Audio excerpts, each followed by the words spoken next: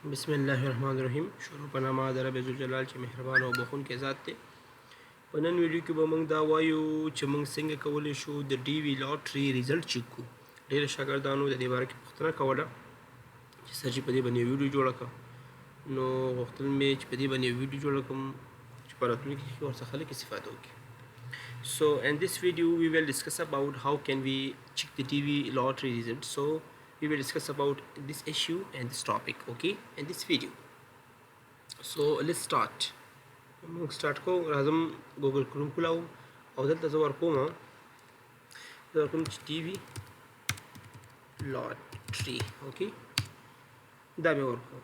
کله چې دا ورته ماته راشي electronic diversity visa، په دې به کلیک کړئ، okay. لږ ویټ وکوئ چې تر څو تاسو ته اوپن شي.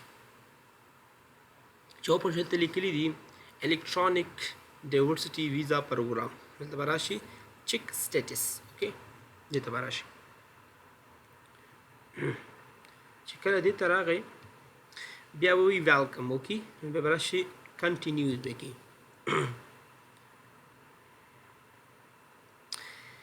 لدينا پس په تاسو ته دغه شانتي یو صفحه راشي، دلته به لیکلي انټرنټ انفارمیشن، معنی دلته نه انفارمیشن غواړي. دلته لیکلي کنفرمیشن نمبر، دا به ورکړي، لاست نیم به ورکړي، اینډ آفټر ډیټ دلته به ورکړي، ایر آف برث دا به ورکړي، او په لاست سټپ کې به څه وکړي، دغه کوم کوډ چې دی دا به دلته چې کې ډایل کړي او هغې نه پس به سبمټ کړي. نو ستاسو نتیجه به شو شي چې تاسو سلیکټ شوي یا سلیکټ شوي ناست دی.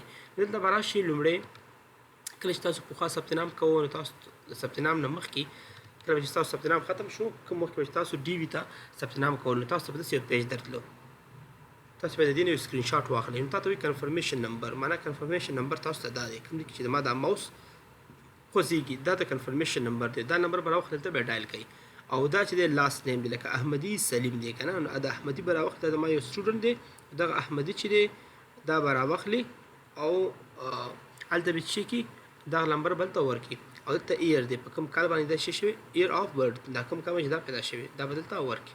تاسو به راشئ دلته ګوګل کروم ته به راشئ، کنفرمیشن نمبر به دلته ډایل کړئ، کوم کنفرمیشن نمبر چې ما هلته ورکړی و، دلته چې شی دی شاید X3 دی، فرض مثال ما دا ډایل کړ، فرض مثال، اوکې.